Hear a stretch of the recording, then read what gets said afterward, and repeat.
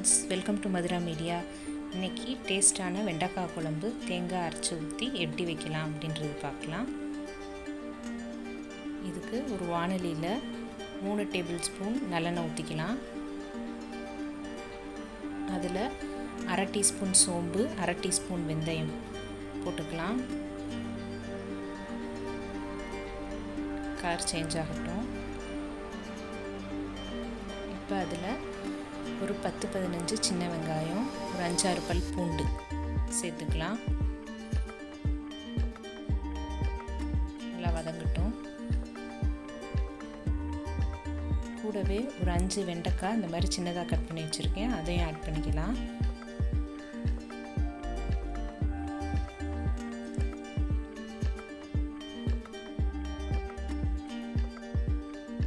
வெண்டைக்காயில் அந்த வலுவலுப்பு தன்மை போகிற அளவுக்கு வதக்கிக்கலாம்.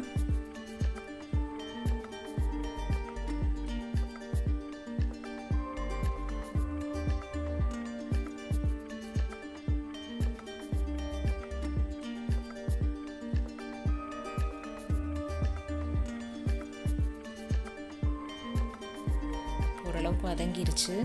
இப்போ ஒரு மீடியம் சைஸ் தக்காளி சின்னதாக கட் பண்ணி அதையும் இதோட சேர்த்துக்கலாம்.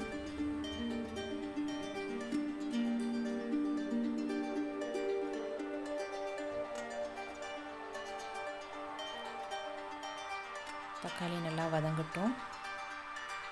இப்போ இது கூட தேவையான அளவு தண்ணி ஆட் பண்ணிக்கலாம். நான் ஒரு 2 கப் தண்ணி ஆட் பண்ணியிருக்கேன். கூடவே ஒரு லெமன் சைஸ் புளியை தண்ணியில் கரைச்சி வச்சுருக்கேன், அதையும் ஆட் பண்ணிக்கலாம்.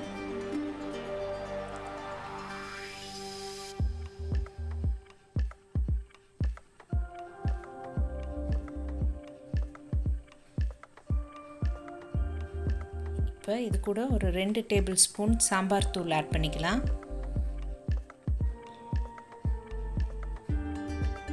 கூடவே 1/2 டீஸ்பூன் தனி மிளகாத்தூள் அதையும் ஆட் பண்ணிக்கலாம். நல்லா கலந்து விட்டுறலாம்.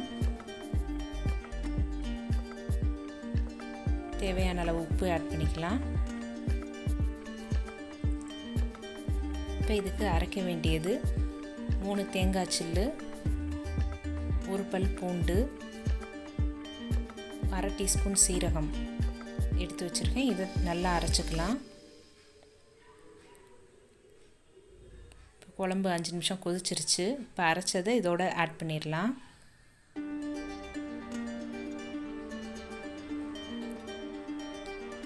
இந்த குழம்பு நல்லா கொதிச்சு எண்ணெய் தனியாக குழம்பு தனியாக பிரிஞ்சு வரும்.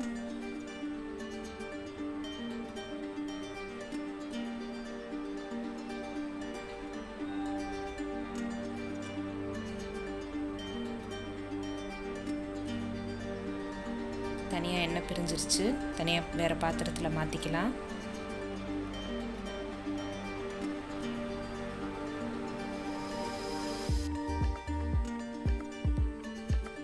இது சாதத்தில் ஊற்றி சாப்பிட்றதுக்கு ரொம்பவே டேஸ்ட்டாக இருக்கும்.